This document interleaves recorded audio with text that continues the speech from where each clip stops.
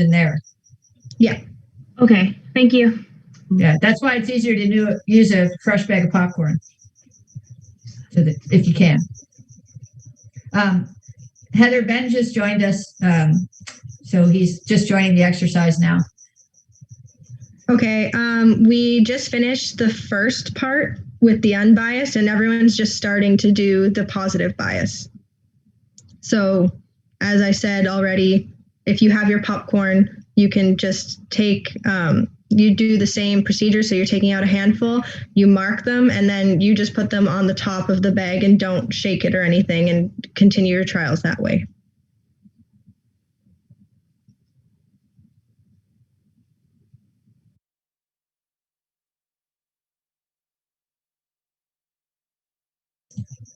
If you guys are comfortable with it, you can turn on your screens too, so we can actually have a little face-to-face time if you're interested. I got to visit with some students in person in one of the, with screens with their cameras on in the other rooms. It was just kind of nice to say hi to people with a face. Hi, Emma. I haven't seen you in so long. It feels like I know. How are you? Good. How are you? I'm good. Are you eating popcorn? So one of the students in one of the students in one of the other breakout rooms, her sister came in and started eating the popcorn. we had a predator show up and start taking out popcorn.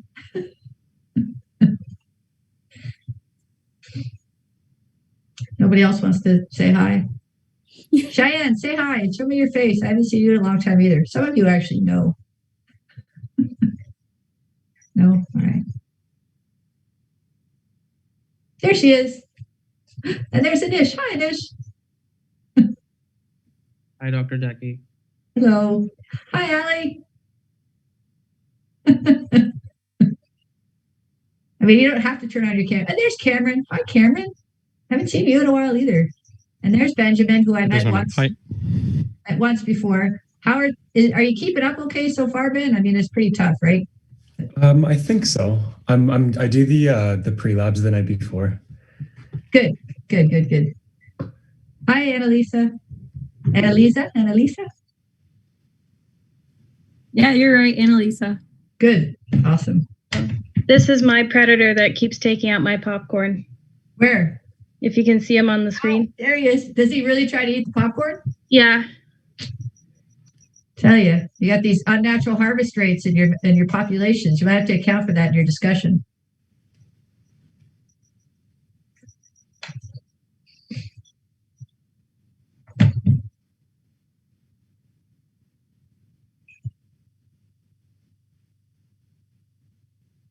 Did you say, Heather, there was a question from Taylor in the chat? I'm typing a response right now. Okay. All right.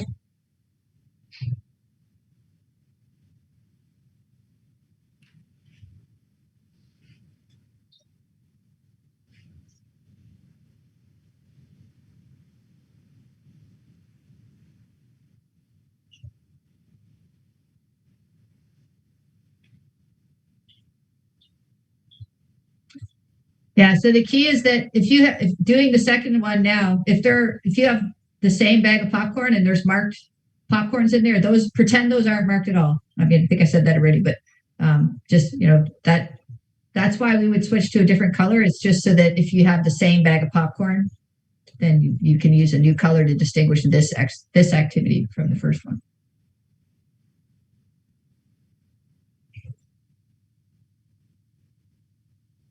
All right. I'm going to move on to the other room.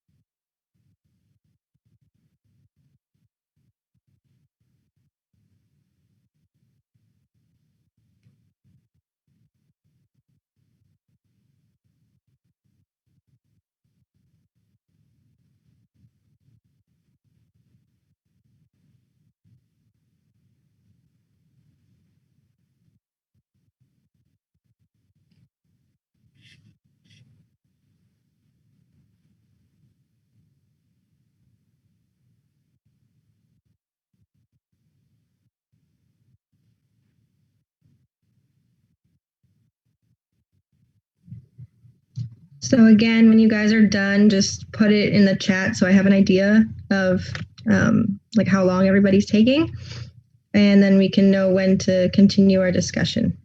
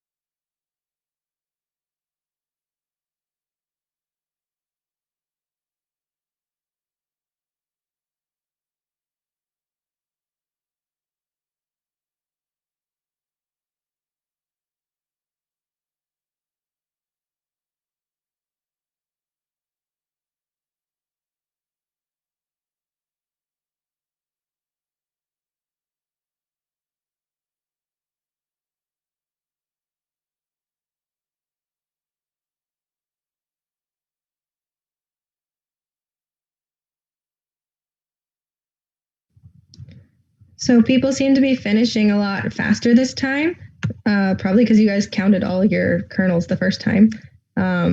So there seems like there's about 5 people done. So I'll give you guys another like 5 minutes or so, and we'll see how many people are done by 2:35, and then we can talk about it.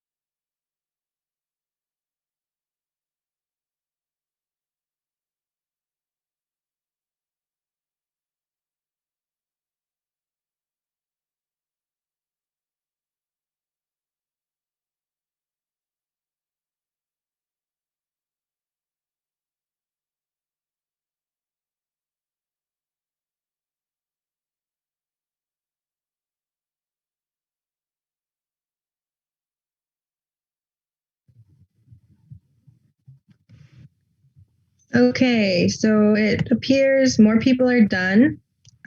So we have Cheyenne. So average number marked was 24.7 and new captures 5.6. And your whole population is 48. So yeah, a lot more are being captured, which just makes sense, right?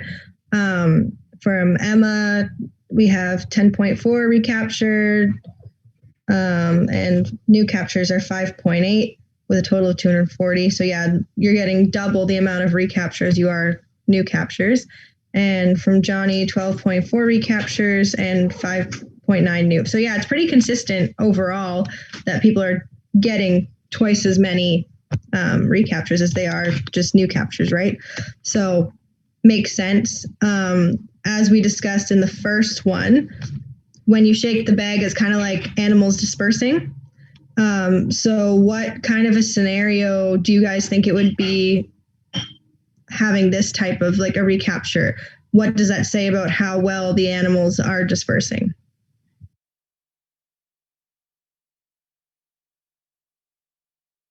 They're not. Yeah, essentially they're not.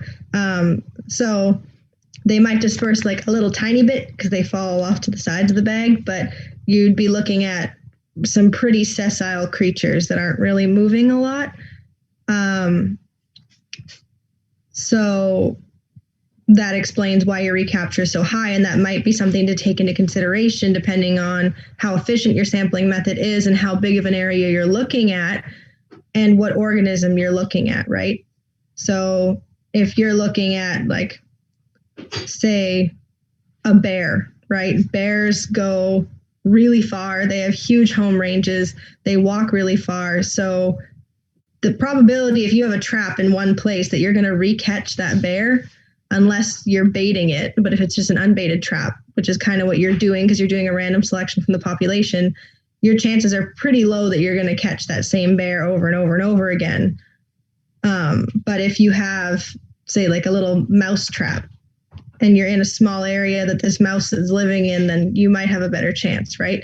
Or you might have something slower like snails or slugs, right? And it'd probably be easier to catch those and recatch them if you found a way to catch them without killing them in the first place. So more people. So Emma, I already wrote Emma's. So Charlie, 9.9 recaptures, 5.3 new, and 254 kernels. Yeah, so kind of aligns with everything that we've already seen from everybody else. So the next exercise, if you guys are ready to move on to that, is a negative bias. So essentially you're doing the same thing. So you're taking your handfuls of popcorn and marking them, but you'll be putting them at the bottom of the bag instead of the top. So you're basically like selecting to catch more of the unmarked ones, if that makes sense. So yeah, if nobody has any questions, you guys can start with that. I know this is like a little bit tedious to have to keep doing, but it's for illustrative purposes, and I promise we'll have more discussion when you guys are done the third one. And if anybody's falling like really behind in terms of doing all the counting for your kernels, please let me know. You can always continue the count later, but I really want to make sure that you guys understand the equations that you're using to calculate your theoretical population versus your actual, because that's kind of important. And I wouldn't want you guys to finish the lab and end up getting really confused. If you are confused, though, email me and I will try to help. But if nobody else has any questions or statements, you guys can start on the third one.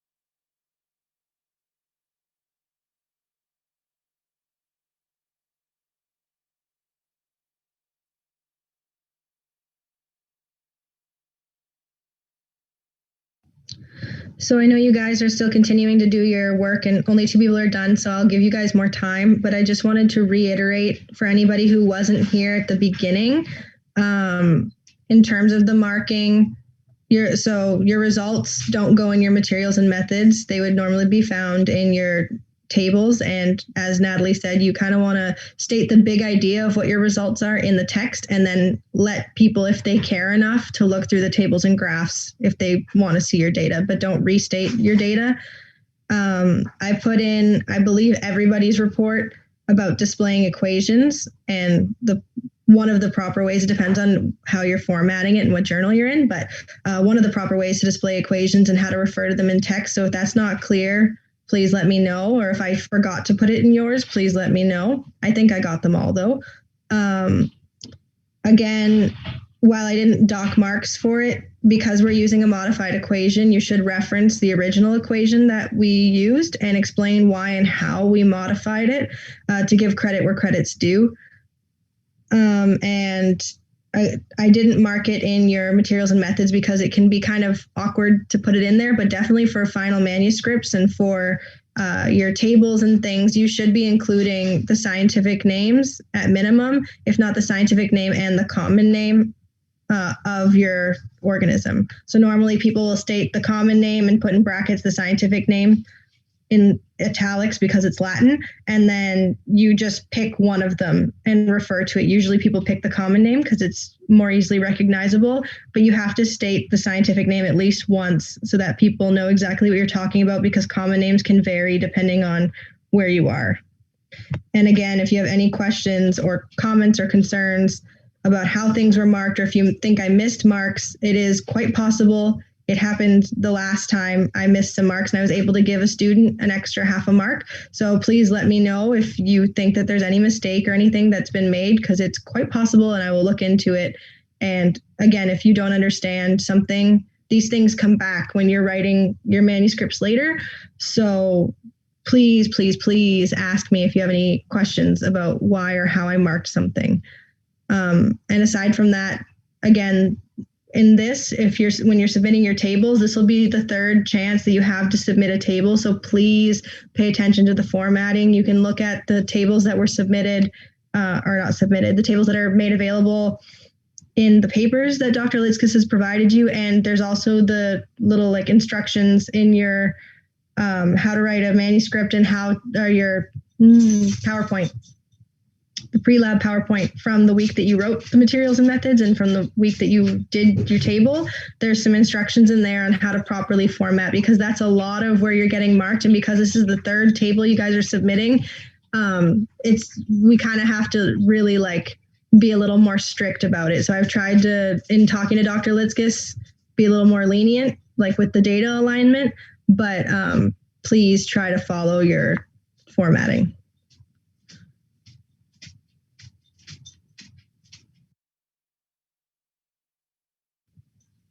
To answer Benjamin's question, so when doing the materials and methods, only the modified equation goes in, or just the original. So normally you would say something along the lines of we are using a modified equation from Smith et al. 2004, and you'd cite them. You can put in the original equation, or you can just say we modified it by changing this, this, and this, or by doing whatever, adding a different variable or whatever, to explain how you got to the equation that you're using.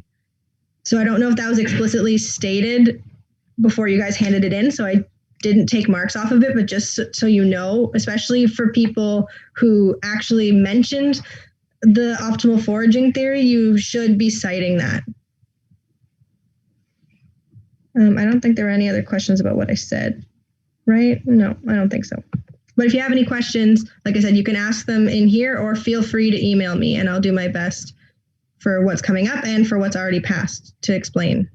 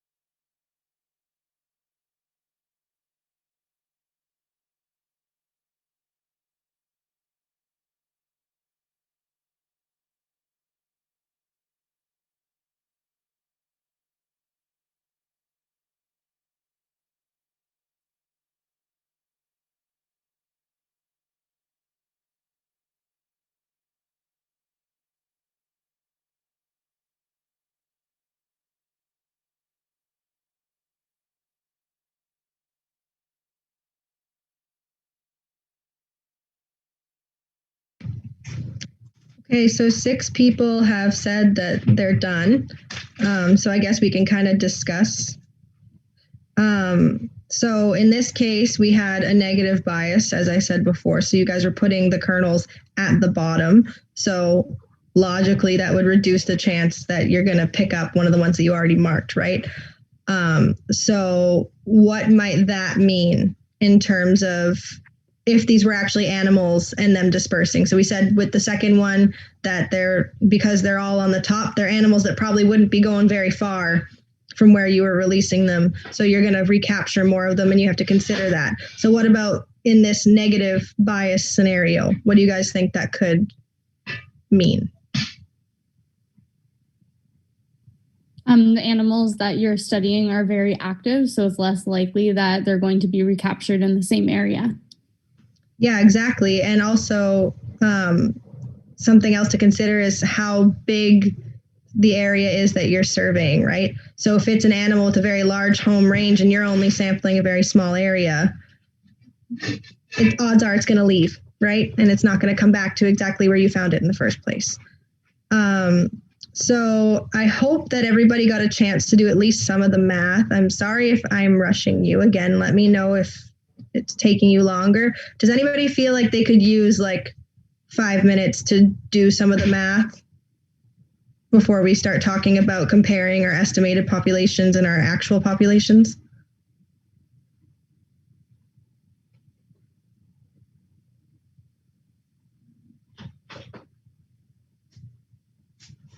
No? Okay, then we can just go straight into our questions. So hopefully you guys have calculated the estimated population size with the formula that's provided for each one. So for those of you who did manage to do it, did you find a difference in your estimated population size as a result of your bias?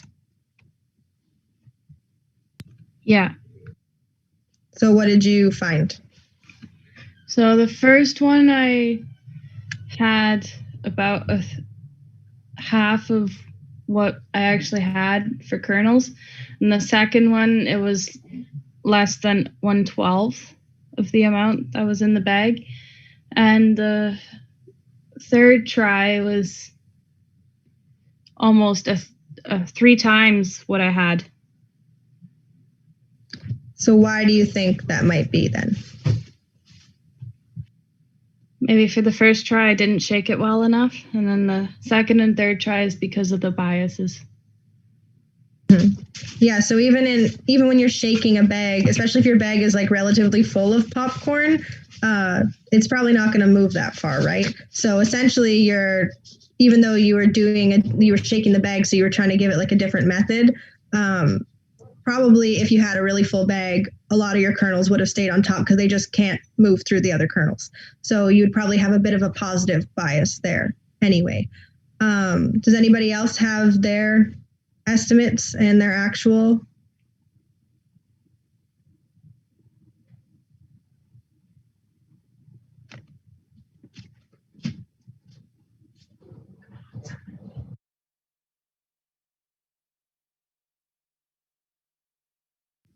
So Taylor says it was a bit smaller. Her first was a bit smaller, second was way smaller, and the third was bigger. Yeah, so it's kind of similar to Cheyenne's, where you found a similar result in your unbiased versus your positive bias, but you must have had a little bit more dispersion if your estimate was a bit smaller, and then the second one was way smaller.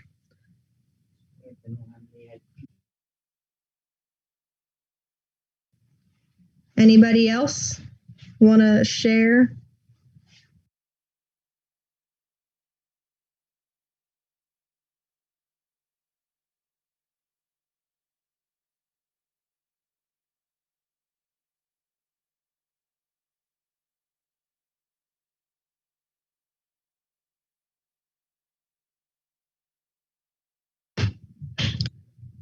Okie dokie then.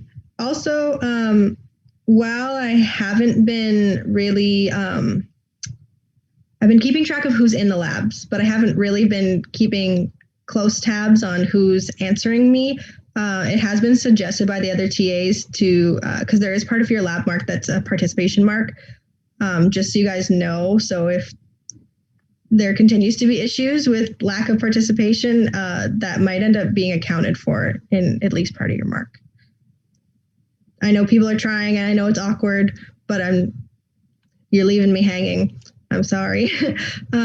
So we already kind of addressed how does your population size estimate from each of the 3 experiments compare to the actual population size, I think. Oh no, we talked about, never mind. So to the 2 people who answered me before, Cheyenne and Taylor, how did your estimates, so your estimates compared to the actual number, did you guys use the same bag or did you switch bags? I used the same bag, but the actual kernel numbers decreased a little bit. Okay, and you used the same bag too. Was there anybody who used different bags? I know that would have taken you a lot longer. I did use different bags. I'm just working on all the calculations right now. Okay. If it would be beneficial to other people as well, I can give you guys like 5 minutes. Okay, yeah, you guys are still doing the math. So would it be better then for me to stop talking for 5 minutes and let you guys do the math and then we can start talking about it again? Okay, great. I'll give you guys till 3. Do you think that'll be long enough? I'll check in at 3 and see where you guys are, and then we can keep going. But again, you guys have to let me know because I'm just going based off of what I have in the chat. So if I'm going too fast, please let me know. I don't want to be like rushing you guys and having people get confused. So I'll give you guys till 3 and then I'll check in.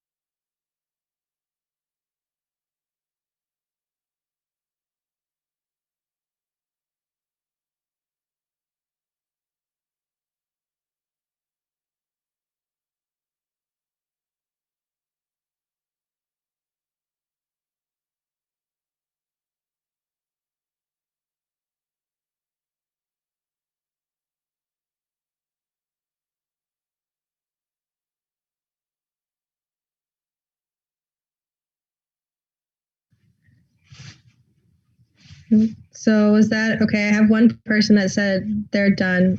Do people need more time? Because I can give you guys another like few minutes if you need it. But you gotta let me know. Yes, please. Okay. How about let's say I'll do to 3:05 and I'll check in again.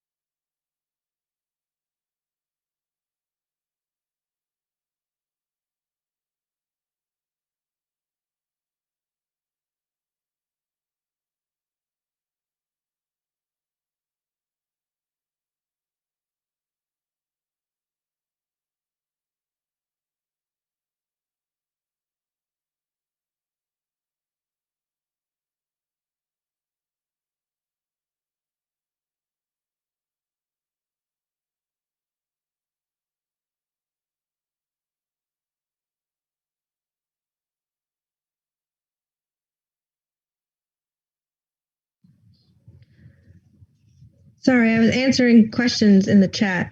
So I got a question from a student, and they were asking, and I'm just going to tell everybody because I feel like it's a very common thing, and I know that it confused me when I took this class. So essentially, when you're doing your table, you have your previously marked column, and it's a little bit confusing because the numbers seem like they're a little bit off, right? So for the first column, you wouldn't, or for the first row, sorry, you wouldn't have anything written. So the cumulative number of previously marked is as of the beginning of that trial. So you're not counting in that row the ones that you captured during that trial, if that makes sense. So you're only looking at the ones that are marked. So in the first trial, you marked, in the example in the Word document, you marked 6 of them. But because it's your first trial, there's none that have been previously marked because it's your first trial. So then for the second trial, your previously marked is 6 because you captured 6 in your first trial, and there were none because in the cumulative number previously marked because, again, it was your first trial. So I had this very similar confusion when I took the class, but rest assured it's not an error. It's just the way that it's calculated. And then there was another question looking at the lab syllabus, and it says next week we learn to construct data figures. Do the figures have to be included in the results section for today's report, or would next week's figures be unrelated to today's? So if you look ahead, next week, I'll be doing the pre-lab for you guys. And basically there's a couple sets of data, and you're going to be graphing your population growth and a population dynamic. So those data figures that we're doing in the next lab are going to be unrelated to today's data figures. But I believe it says in the PowerPoint that you have to include a table. Yeah, in your results, you have to include your table with your proper caption, row headings, line format, etc., displaying your summarized data.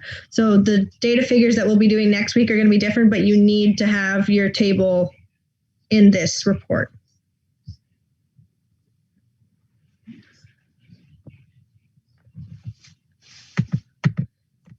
And I'm assuming everybody's ready to talk about the math because it's been a couple minutes. So there was a couple people that I know put it in the chat. So your first estimate for Emma, your first estimate was 121.65, and your actual population was 451. So you had a major, or you were underestimating essentially with your sampling method. So for positive bias, estimated population size was 75.39, and your actual population was 420. Yeah, so you're underestimating for positive bias as well. So that kind of aligns with what Cheyenne was saying, and somebody else, I don't remember who was saying, but where your unbiased one, or what was supposed to be your unbiased one, actually was leaning more towards a positive bias, right? Because you're having an underestimation, whereas your negative bias, you get an overestimation. And we've already kind of discussed how, depending on what like the dispersal patterns are, how that could be different. So now that's essentially worked through the first couple discussion questions that we had, but the real take-home one that I think is the most important is, in light of all of the considerations above, so everything that you guys found during your data, what suggestions could you offer that would increase the accuracy of mark recapture population estimates in real-world studies? So as we kind of discussed, it would probably vary based on the animal, right? Is there anybody that wants to comment on that, either in the chat or over your microphone?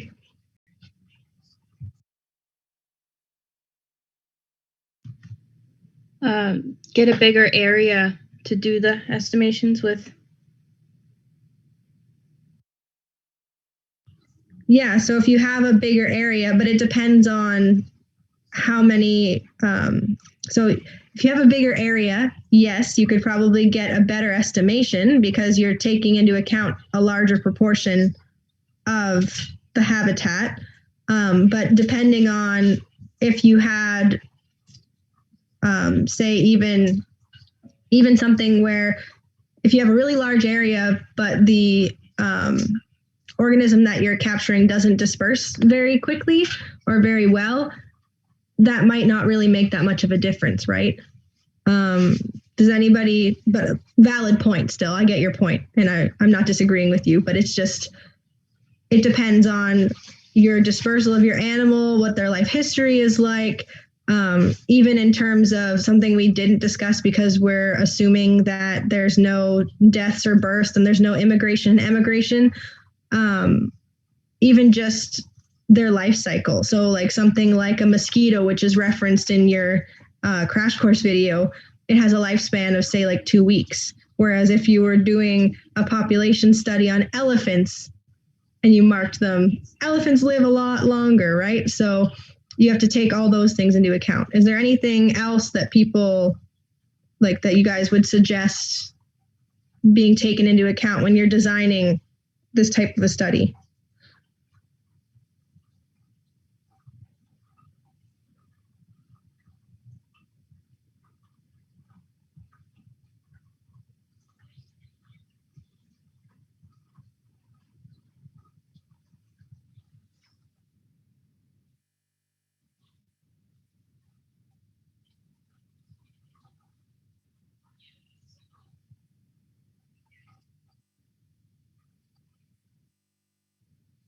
Yeah, that's a really good point. And it's not only, as you said, the age of reproduction, but also like when humans, unless you're talking about like Octomom, who has like 8 kids, most humans give birth to 1, maybe 2 at a time, right? So something similar with like elephants, right? They only give birth to 1 offspring and they have a long gestational period and a long life and they mature later. Whereas something like a mosquito is ready to reproduce in say a week and they can lay like hundreds, if not thousands of eggs and have that many offspring. Have you guys gone over in your class the R versus K selection yet?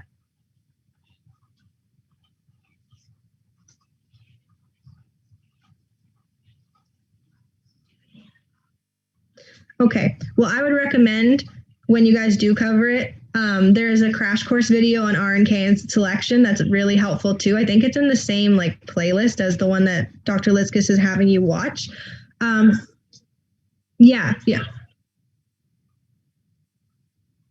So I would recommend when you guys get there, or even if you want to learn ahead of time, that's a good video that really it illustrates the concepts really well, because some people can find them a little bit confusing. But essentially it's looking at like 2 main strategies. So are you an animal that only has 1 or very few offspring in your life, and then you're going to invest a lot of your time into raising them and making sure that they're going to survive? Or are you an animal that's going to have like no parental care, but you're going to have millions of offspring, and so if some of them die, right? You're still going to have your genetic information propagating forward into the future generations. So that's essentially, in a nutshell, the R and K selection. I don't mean to like get ahead, but it's contrasting those 2 strategies. So it kind of plays into it. And I would really recommend watching that crash course video because it really illustrates it well, in my opinion. So those are essentially our questions for that part. Have you guys started working on the other worksheet, the Brown and King solver population size?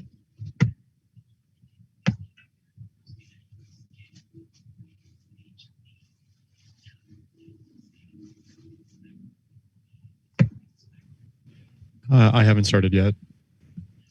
Okay.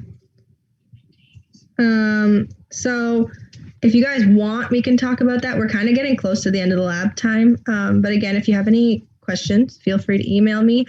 From the looks of it, it's quite similar to what we have been doing.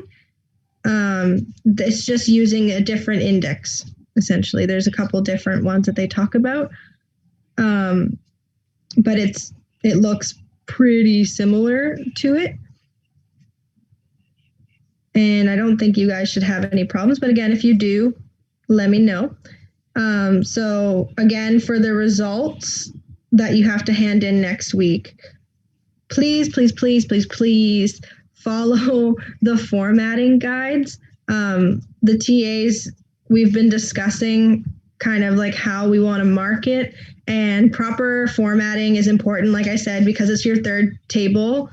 Please make sure that it's done correctly, because when you tell somebody how to do something over and over and over again and they still don't do it right, it can get a little bit frustrating. I know the stress of being a student. I understand. But formatting is really important.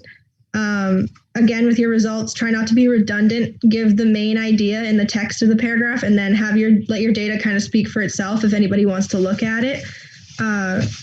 Just some general points. Make sure that you explain in your discussion and your results, like make it very clear that we had 3 different methods. So we had the non-bias versus the positive bias and the negative bias, and make sure you're comparing those.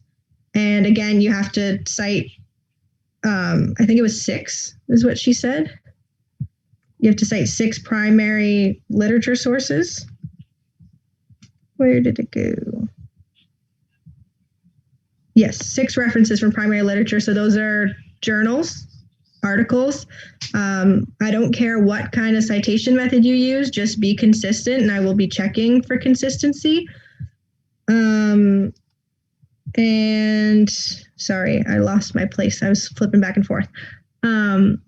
Also, when you're writing your results, and your discussion, like I said, your discussion is more trying to find how what you did fits in with the literature and kind of being more of like what you're drawing from it, but your results are just your results. So try not to put any like inferences into there, and make sure you follow your instructions for your title and how your ideology, I guess, is supposed to be arranged. So you want it to be like the whole starting narrow in your discussion. Start with, this is basically what I found, and this is what it means to the bigger picture, and have it kind of expand from there. And again, grammar, references. I think that's everything that I can tell you guys in terms of what there is. Yes, the results and discussion are both due November 9th, as Dr. Litzkis put in the chat.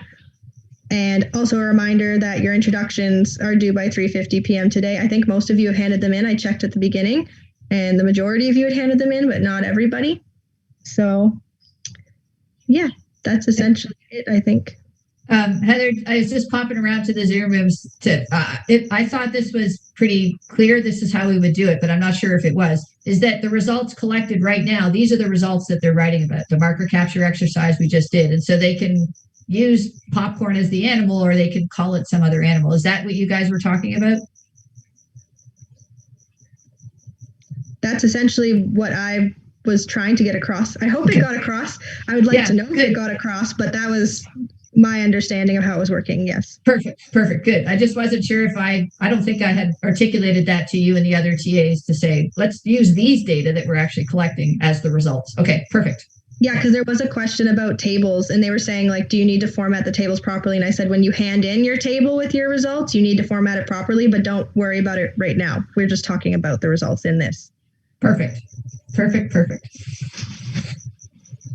And yes, Sherilyn, the citations can be any style. Just be consistent with the same style, and watch like sneaky things like putting commas instead of periods or spaces, because people tend to make mistakes there a lot.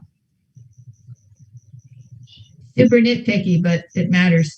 Mm-hmm. And I told them too, because it's the third table, that it's going to be even harsher with the marking, because this is the third shot at it. So try to do it right. Be careful. Yeah. Cool. Okay. Awesome. All right. I'm going to pop over to Natalie's room, because I think that was the last one where I just wanted to make sure they use these data. Okay. So if nobody has any other questions, you guys, I guess, are free to go, and I'll just return to the main room because I'm assuming they're in there. Okay. Heather. Have a great week. Oh, sorry.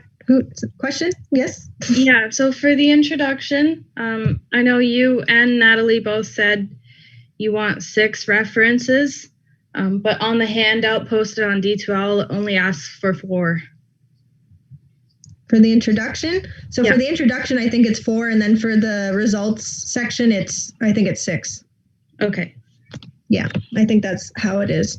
I can double check for you, but basically if it says that in the handout, then default to that. Are there any other questions?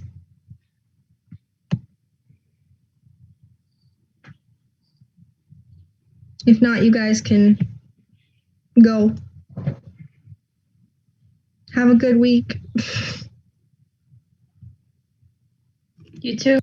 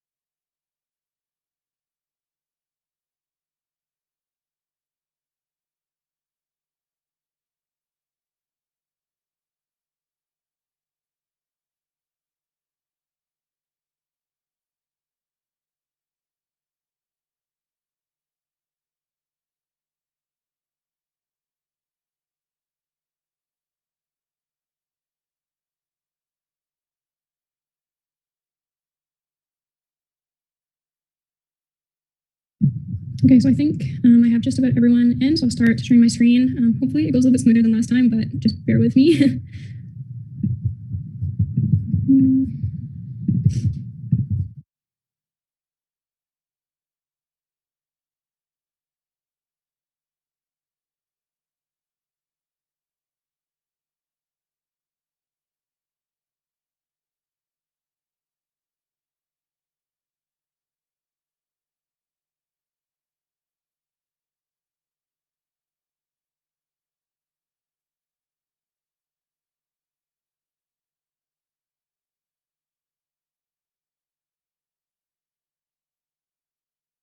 Okay, so I think I have just about everyone in, so I'll start sharing my screen. Hopefully it goes a little bit smoother than last time, but just bear with me.